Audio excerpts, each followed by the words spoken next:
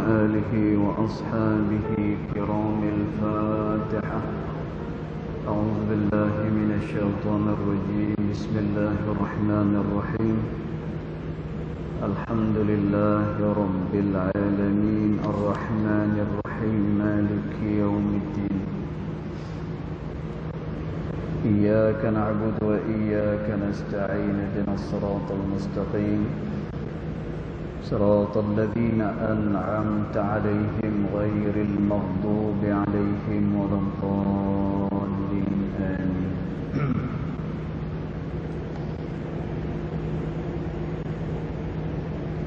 السلام عليكم ورحمة الله وبركاته. الحمد لله والصلاة والسلام على رسول الله سيدنا محمد بن عبد الله وعلى آله وصحبه ومن والاه. أشهد ونشهد أن لا إله إلا الله وأشهد أن محمدا عبده ورسوله. اللهم فصل وسلم على سيدنا محمد عبدك ورسولك النبي الأمي وعلى آله وصحبه وبارك وسلم. ثم أقول رب اشرح لي صدري ويسر لي أمري واحلل عقدة من لساني يفقه قولي أما بعد. قال الله سبحانه وتعالى في تنزيله: لقد كان لكم في رسول الله أسوة حسنة صدق الله العظيم. ربي أدخلني مدخل صدق وأخرجني مخرج صدق واجعل لي من لدنك سلطانا نصيرا. إلهي أنت مقصودي ورضاك مطلوبي فأعطني محبتك ومغرفتك يا أرحم الراحمين. Alhamdulillah, yang pertama-tamanya kita merohkan kesyukuran kehadirat Allah Subhanahu wa taala, kerana dengan limpah kurnianya, dengan rahmatnya, alhamdulillah kita masih lagi dapat bertemu di dalam tempat yang mulia, di dalam rumah Allah Subhanahu wa taala, berada di dalam majlis yang mulia, iaitulah majlis ilmu yang disifatkan oleh Rasulullah sallallahu alaihi wasallam sebagai raudhatun miryadil jannah, sebagai salah sebuah taman daripada taman-taman syurga Allah Subhanahu wa taala. Tuan-tuan puan-puan dirahmati Allah sekalian, kita menyambung pembacaan kitab Adab Sulukil Murid yang dikarang oleh Al-Imam Al-Habib Abdullah bin Alawi Al-Haddad rahimahullahu ta'ala pada ibarat yang berikutnya. Bismillahirrahmanirrahim. Qala muallif rahimahullahu ta'ala wa nafa'ana bi'ulumihi fid daraini amin. وعلى المريد أن يجتهد في تقويته وحفظه وإجابته. Dan hendaklah ke atas murid itu. Murid kita dah terang pada minggu sudah, maknanya adalah orang-orang yang berkehendakkan Allah Subhanahu wa ta'ala. Tuan-tuan, bila berkehendak dengan Allah, dia bukan dengan jalan ikhtiari. Maknanya dia bukan satu pilihan, tapi dia adalah benda daruri. Tidak boleh tidak, manusia dia perlukan Allah Subhanahu wa ta'ala. Maka dia bukan pilihan, dia satu benda yang daruri. Maknanya lazim, mesti dia berkehendak pada Allah. Maka hendaklah ke atas murid itu ay yajtahida, dia sungguh-sungguh fi taqwiyatihi, pada menguatkannya, wa hifdhihi, dan juga pada menjaganya, wa ijabatihi, dan juga pada penerimaannya. Tuan-tuan, apa yang kita nak jaga, apa yang kita nak kuatkan, apa yang kita terima ni, a'ni hadzal ba'ithah, yang aku maksudkan dekat sini hadzal ba'ith, iaitulah dorongan melakukan taat kepada Allah Subhanahu wa ta'ala.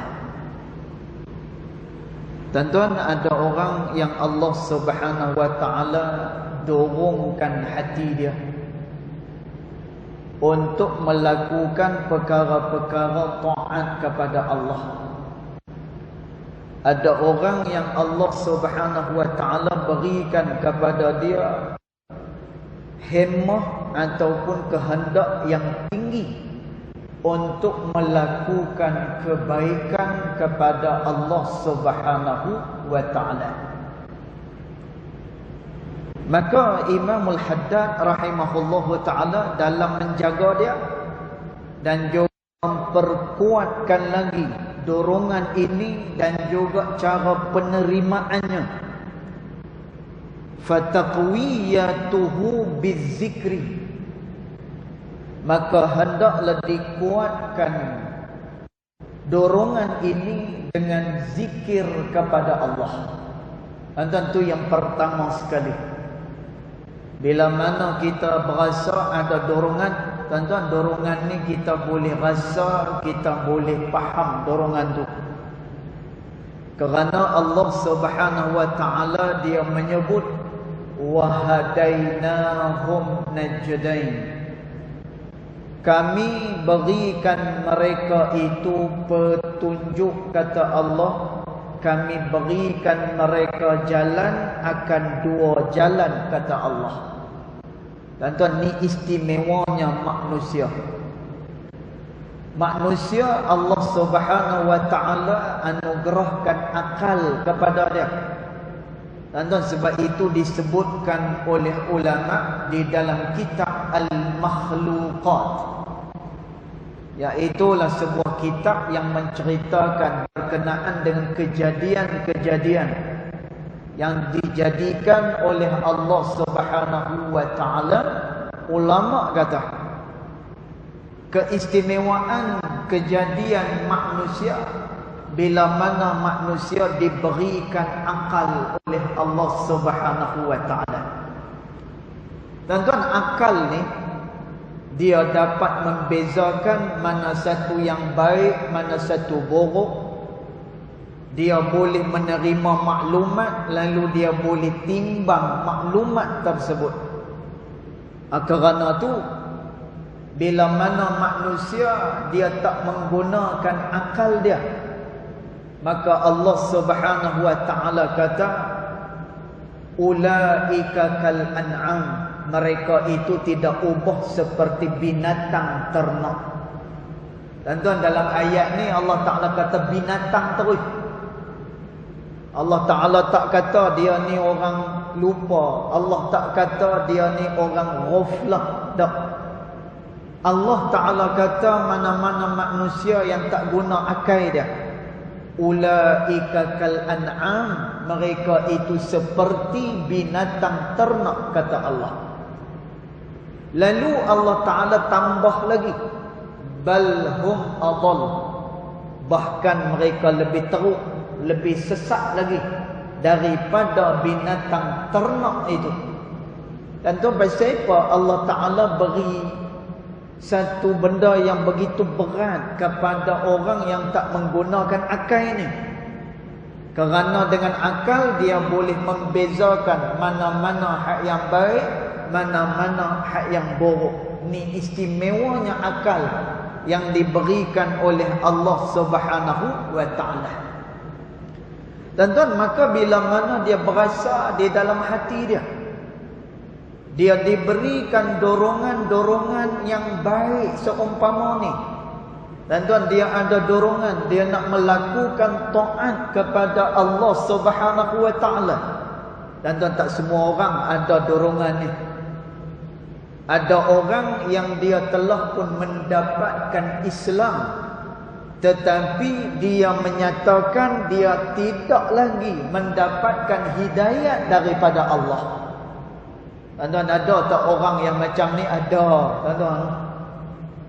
Kita suruh dia pakai tudung, kita suruh dia supaya menjaga tata tertib sebagai seorang Islam.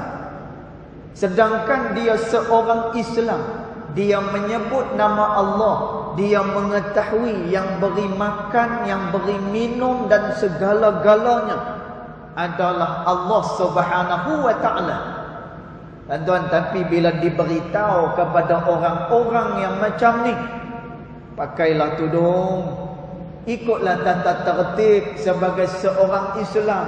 Dan tuan, dia kata apa? Masa tak sampai lagi, belum dapat hidayat lagi. Dan tuan, padahal dia seorang yang menganut agama Islam, dia orang yang tahu Allah Subhanahu wa Ta'ala. Dan tapi dia kata apa? Hidayat tak sampai lagi. Mungkin saya tak terpilih lagi untuk melakukan perkara-perkara yang diperintah oleh Allah Subhanahu wa Ta'ala. Dan tuan, maknanya ada manusia, ada golongan yang jauh daripada Allah Subhanahu wa Ta'ala. Dan tuan, manusia ni bila dia jauh daripada Allah Subhanahu wa Ta'ala, maka dia telah pun hilang pedoman. Tak tahu dia nak pi ke mana. Bila mana dia jauh daripada Allah, dia tak mau taat dengan Allah Subhanahu wa Ta'ala. Dan tuan, Allah Subhanahu wa Ta'ala peringatkan dalam banyak ayat. Allah Ta'ala kata, innallaha ala kulli syai'in qadir. Sesungguhnya Allah Subhanahu wa Ta'ala berkuasa di atas setiap sesuatu, kata Allah. Dan tuan, memanglah yang berkuasa ni hanya Allah Subhanahu wa Ta'ala. Manusia dia tidak ada kuasa apa-apa. Sebab itu kata ulama tauhid, perbuatan manusia hanyalah pada jalan usaha dan ikhtiar. Dan tak sahlah kita nak bergantung kepada kita punya perbuatan kita. Tapi usaha ikhtiar kena berjalan. Kerana kita diberikan kapasiti oleh Allah. Kita diberikan akal untuk berfikir, kita diberikan tulang 4 kerat. Dan tuan, yang ni kena guna. Nikmat daripada Allah. Kaki yang sehat, tubuh badan yang sehat, keluar pi cari khazanah-khazanah yang diberikan oleh Allah Subhanahu wa Ta'ala. Dan tuan, tapi kita kena ada akidah, kita kena ada iman. Dan tuan, kerana tu dalam hadis Jibril, hadis tu letaknya pada hadis yang kedua di dalam matan Al-Arba'in An-Nawawiyah yang dikarang oleh Al-Imam An-Nawawi rahimahullahu ta'ala. Dan tuan, hadis tu dinamakan sebagai hadis Jibril. Panjang hadis tu, tapi saya yakin tuan-tuan puan-puan semua pernah dengar hadis ni. Ketika mana ada seorang lelaki yang mai kepada Rasulullah dan juga kelompok para as-sahabah. Yang meriwayatkan hadis ni adalah Sayyidina Umar bin Al-Khattab radhiyallahu anhu wa arda. Tuan-tuan, Sayyidina Umar kata, tiba-tiba ada mai satu orang, rambut dia sangat hitam, baju dia sangat-sangat putih, dan tidak nampak padanya tanda-tanda yang dia ni seorang yang sedang bermusafir. Tuan-tuan, siapa yang mai? Jibril alaihi salam. Tuan-tuan, Jibril alaihissalam tanya beberapa persoalan kepada Rasulullah sallallahu alaihi wasallam. Yang pertama soal Islam, yang kedua soal iman, yang ketiganya adalah soal ihsan. Tuan-tuan, secara kesimpulan, manusia ni kalau dia nak sempurna agama dia, maka hendaklah dia menyempurnakan tiga perkara ni. Tuan-tuan, nak sempurna agama Islam dia kena ada tiga benda ni. Yang pertama sekali, akidah sahihah. Hendaklah dia berakidah dengan akidah yang betul. Ini yang pertama. Tuan-tuan, yang kedua, dia mesti kena berfiqh. Maknanya dia kena tahu hukum hakam. Yang Allah Ta'ala perintah ni, dia ada hukum hakam dia. Tuan-tuan, kita kena sempurna hak yang tu. Dan yang terakhir, kita mesti nak kena ada ihsan, merasakan Allah Ta'ala itu senantiasa bersama-sama dengan kita. Tuan-tuan, maka perkara pertama yang dititik beratkan adalah soal iman kepada Allah Subhanahu wa Ta'ala. Kerana tu, tuan-tuan, bila kita nak makan ni, Nabi SAW ajak pada kita baca bismillah. Tuan-tuan, bila mana ada satu orang budak, dia makan dengan Rasulullah SAW, Nabi kata kepada budak ni, ya ghulam, khuz yaminik. Hei budak, kamu ambil makanan daripada kanan kamu dulu. Samillah, kemudian sebutlah nama Allah Subhanahu wa Ta'ala. Tuan-tuan, pasal apa kita nak makan sebut nama Allah? Pasal apa bila dah dapat nikmat kita bersyukur kepada Allah? Sekurang-kurang bersyukur ni, kita dapat nikmat, kita kata alhamdulillah sekurang-kurang. Tuan-tuan, pasal apa ada zikir-zikir yang seumpama tu? Kerana nak mengingatkan semula kepada manusia yang hang makan ni adalah rezeki Allah. Yang hang boleh buat perkara ni sampai sempurna, ini adalah kerana dimudahkan oleh Allah. Kamu mendapatkan semua ini adalah kepunyaan Allah. Dan sebab tu nak makan baca bismillah. Bila dah habis buat kerja, kita disuruh ucapkan alhamdulillah. Bila nak keluar rumah, minta keselamatan daripada Allah Subhanahu wa Ta'ala. Tuan-tuan, nak beritahu balik kat kita, yang boleh semua kat kita ni adalah haqqullah. Dia adalah hak milik Allah Subhanahu wa Ta'ala. Tuan-tuan, maka ada orang tadi kita sebut, yang mana dia tidak direzekikan dengan dorongan ni. Hati dia kira nak buat jahat dekat orang. Hati dia kira nak bermaksiat kepada Allah Subhanahu wa Ta'ala. Maknanya dia jauh daripada Allah. Tuan-tuan, bila jauh daripada Allah, pedoman hidup dah tak ada lagi dah. Pasal apa? Kerana kehidupan ni dia bertitik tolak kepada Allah Subhanahu wa Ta'ala. Itu titik tolak dia. Tuan-tuan, kita derhaka dengan Allah, lalu Allah benci kat kita. Tuan-tuan, siapa lagi yang boleh merahmati dia? Tuan-tuan, kita ni disebutkan dalam satu riwayat. Disebutkan dalam satu riwayat, kata Nabi SAW, kalaulah dihitung jariku dengan jari Isa bin Maryam, kalaulah nak dihitungkan pada jari sahaja, jari aku dan juga jari Nabi Allah Isa ibni Maryam, dan Tuhan kata Nabi SAW, itu pun sudah cukup untuk menghumbankan kami ke dalam lembah azab kepada Allah Subhanahu wa taala. Dan cuba kita cek balik semula, agak-agak dalam keadaan diri yang macam ni, esok-esok agak-agak macam mana kita layak tak? Kita nak mendapatkan syurga yang begitu mahal nilainya pada sisi Allah Subhanahu wa taala. Dan tuan, benda ni kita boleh fikir. Nanti kita akan tengok Allah suruh fikir apa-apa yang ada di dunia ni kamu fikir, maka dia mendekatkan kamu dengan Allah Subhanahu wa taala. Dan tuan, masa kat dunia ni pun kita nak barang yang elok, nak barang berkualiti boleh. Tuan-tuan, kita nak kamera yang elok-elok boleh.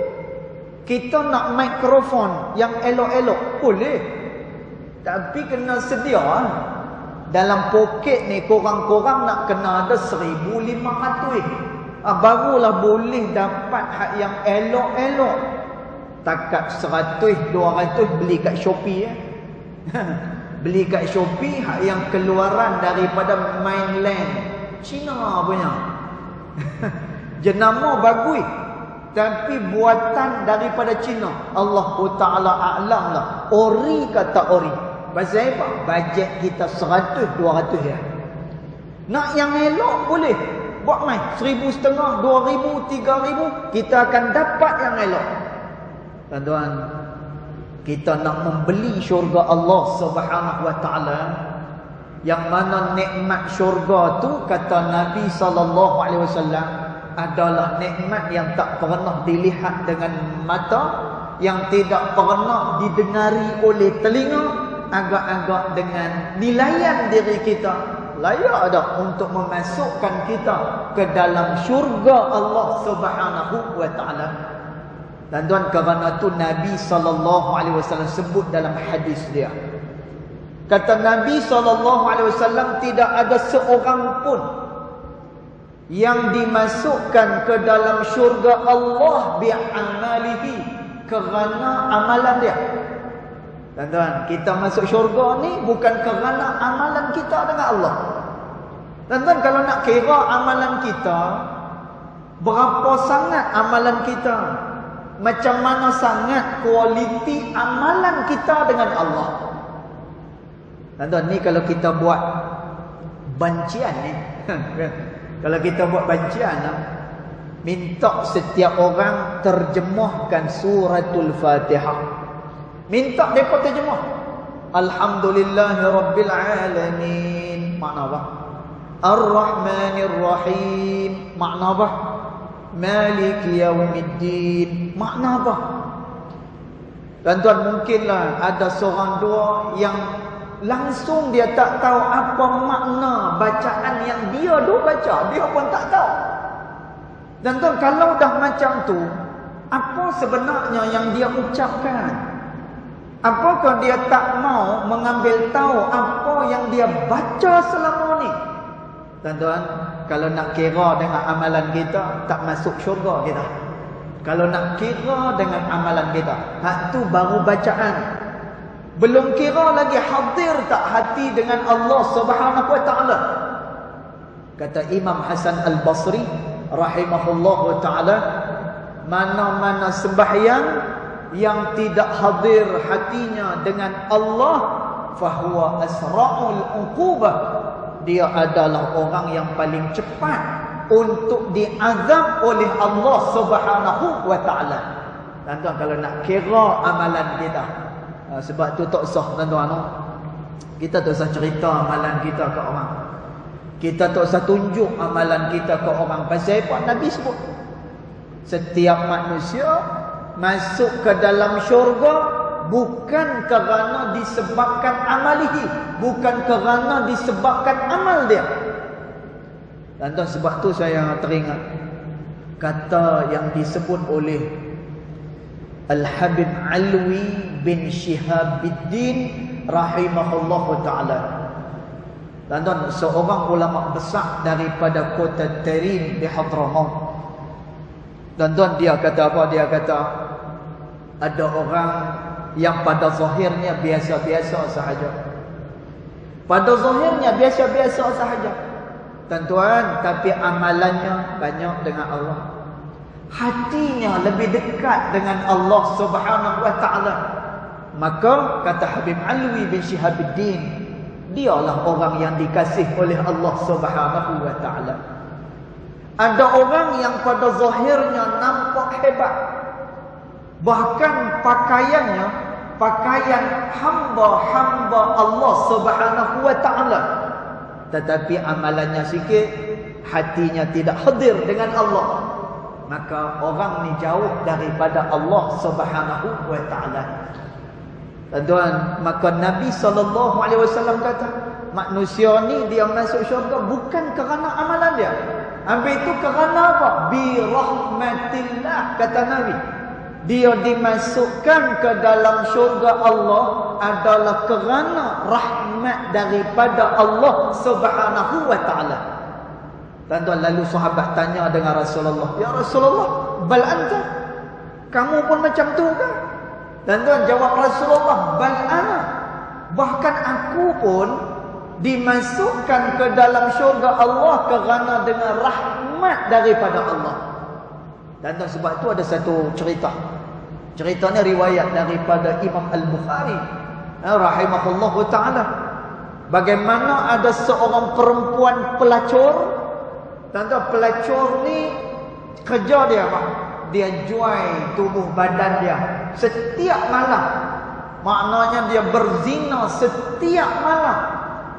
Tuan-tuan, tapi kerana dia tengok ada satu ekor anjing yang sedang kehausan, lalu dia cabut dia punya kasut dia, dia tangguk air daripada perigi, daripada tempat air, lalu diberikan kepada anjing yang sedang kehausan ini. Tuan-tuan, apa berlaku?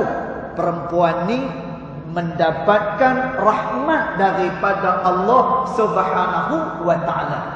Tuan-tuan, saya bukan nak suruh orang jadi pelacur, lepas tu cari anjing, bagi minum ke anjing. Bukan macam tu. Tuan-tuan, tapi cerita ni dia memberi iktibar kepada kita bahawa manusia ni dia dimasukkan dalam golongan orang yang baik-baik bila mana dia mendapatkan rahmat daripada Allah Subhanahu wa ta'ala. Tuan-tuan, maka orang yang jauh daripada Allah tak ada pedoman. Tuan-tuan, maka syukur orang yang diberikan hadzal ba'is. Untung orang yang diberikan dorongan untuk melakukan taat kepada Allah.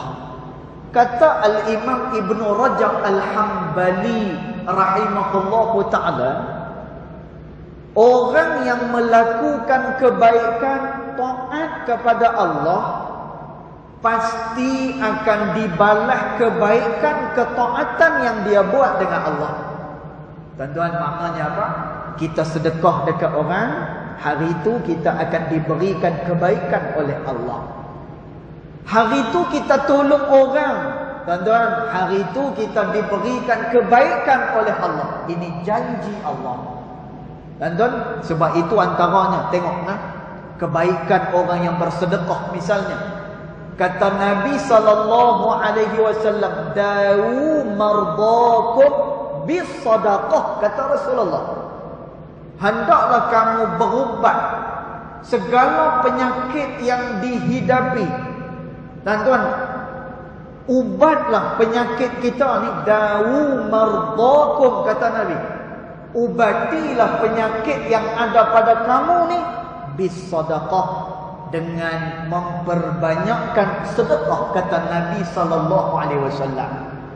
Tuan-tuan, ni satu kebaikan. Bila mana orang ni bersedekah, dia dapat ganjaran yang dijanjikan oleh Allah Subhanahu wa ta'ala. Bila mana dia baca Al-Quranul Karim, satu huruf dia mendapatkan 10 darjat daripada Allah. Tuan-tuan, orang yang buat kebaikan ni, dia senantiasa diliputi dengan rahmat Allah. Sebab itu lepas sembahyang, jangan kira nak lari lah. Tuan-tuan, ni satu benda yang saya sendiri pun usaha benda ni. Saya usaha benda ni. Tuan-tuan, apa dia? Lewat macam mana, sibuk macam mana, lepas sembahyang mesti, maknanya saya mewajibkan atas diri saya lah. Sibuk macam mana pun, penting macam mana pun appointment kita nak jumpa dengan orang, walaupun dah terlambat. Tuan-tuan, lepas sembahyang kita usaha, saya usaha supaya berdoa dengan Allah Subhanahu wa taala terlebih dahulu. Doa dulu, utamakan Allah Subhanahu wa taala dulu. Tuan-tuan, pasal apa? Kerana yang nak memudahkan urusan, kerana yang nak memberikan segala kemudahan adalah Allah Subhanahu wa taala. Tuan-tuan, maka kita usahakan benda ni, kerana apa? Titik tolak dia adalah daripada Allah Subhanahu wa taala. Jadi orang yang bila mana dia buat kebaikan, dia senantiasa dalam rahmat Allah.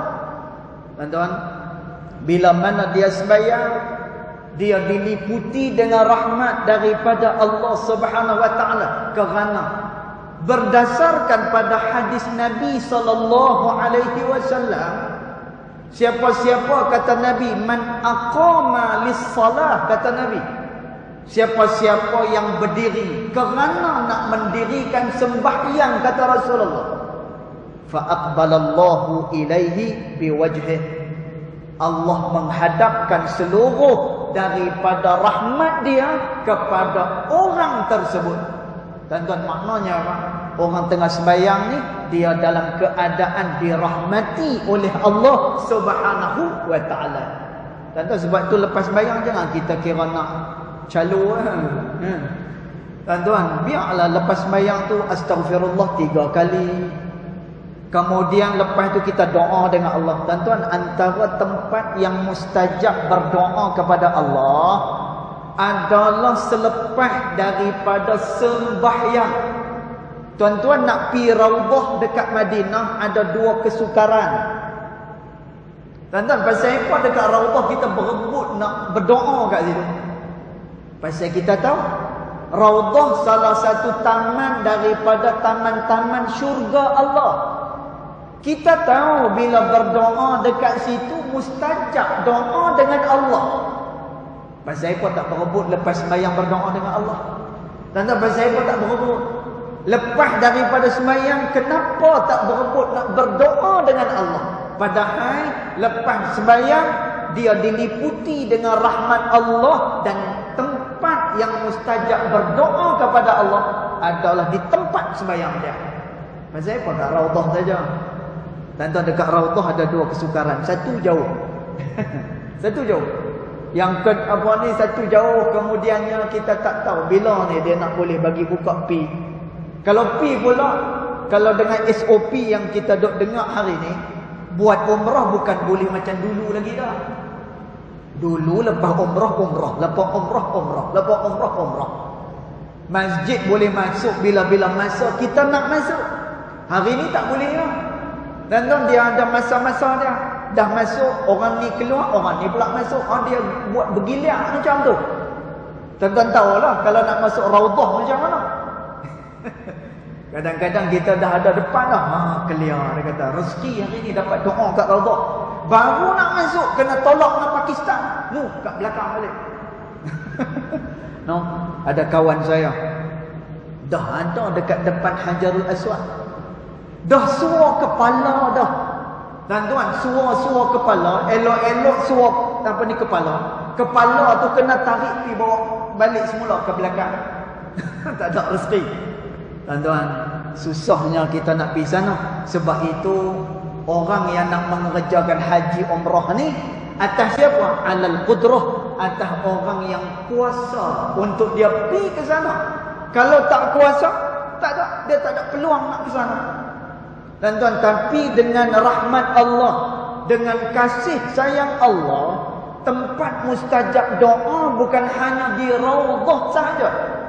Dan tuan, tapi lepas daripada sembahyang juga adalah tempat yang mustajab untuk kita berdoa kepada Allah Subhanahu wa taala.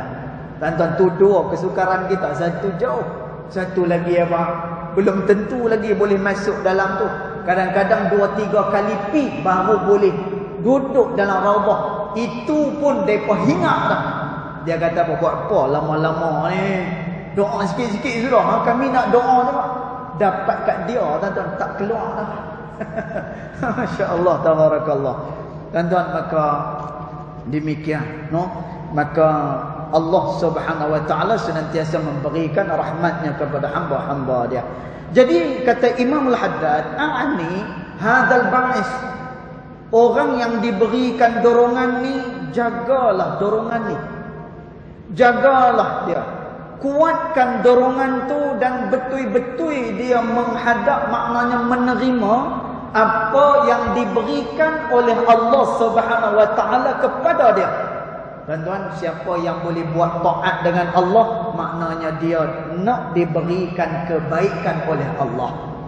Sebab itu kata Al-Imam Ibnu Athaillah As-Sakandari rahimahullahu ta'ala, kata Imam Ibn Athaillah dalam kitab dia Al-Hikam, siapa-siapa yang diberikan dorongan untuk dia berdoa kepada Allah, itu memberikan tanda bahawa Allah nak beri apa yang dia minta.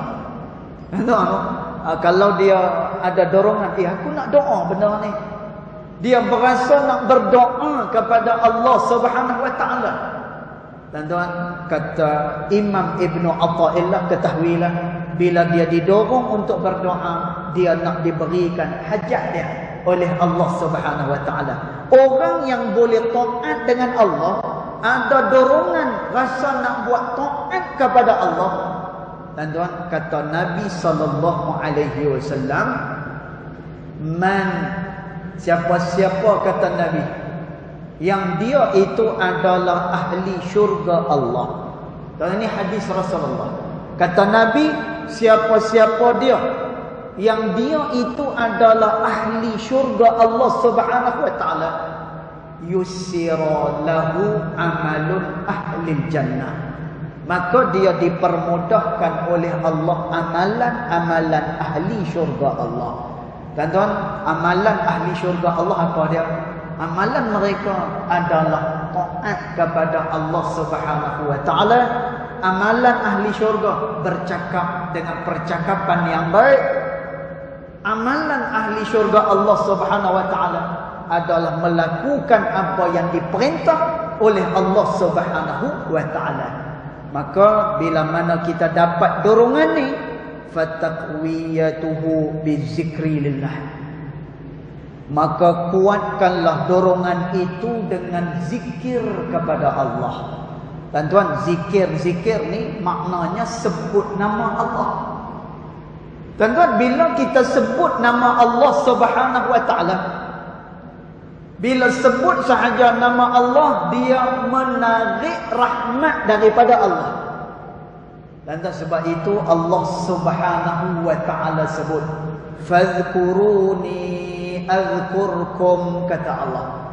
Maka ingatlah kepada aku, sebutlah nama aku, kata Allah. Tuan-tuan, jalan-jalan kebaikan ni banyak sebab tu, tuan-tuan.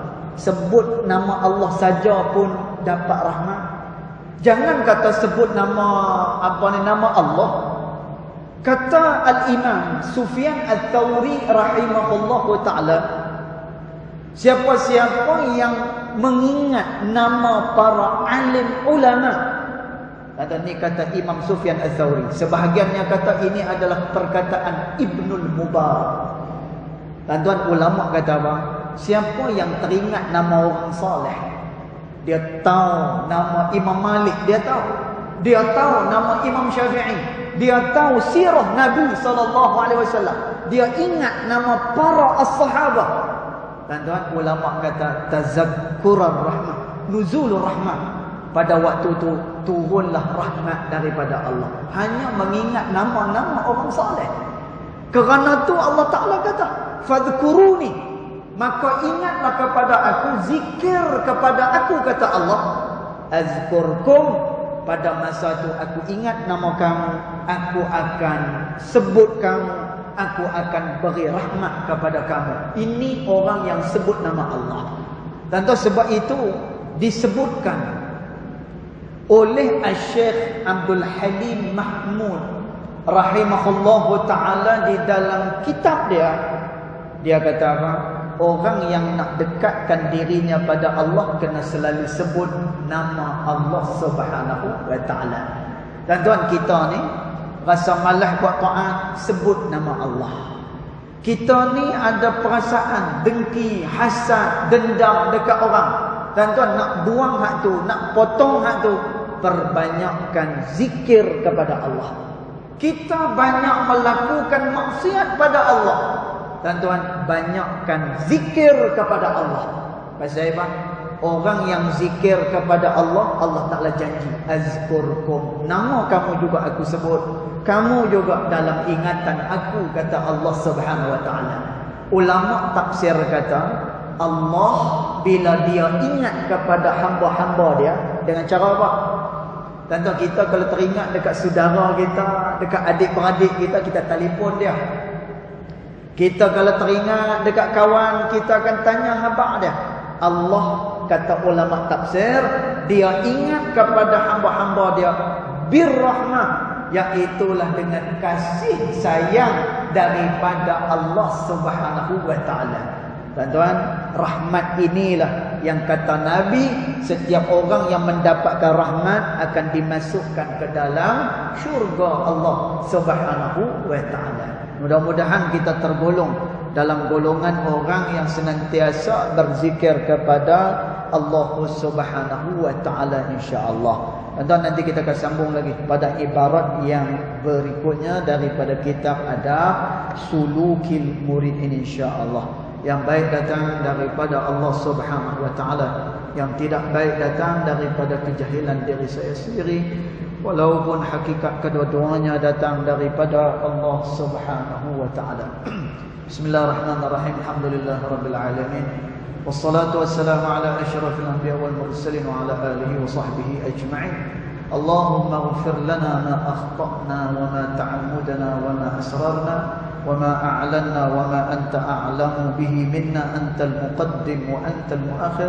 La ilaha illa anta subhanaka inna kunna minadh dhalimin. Wa sallallahu ala sayyidina Muhammad wa ala alihi wa sahbihi wa baraka wa sallam. Walhamdulillahi rabbil alamin. Wallahu a'lam.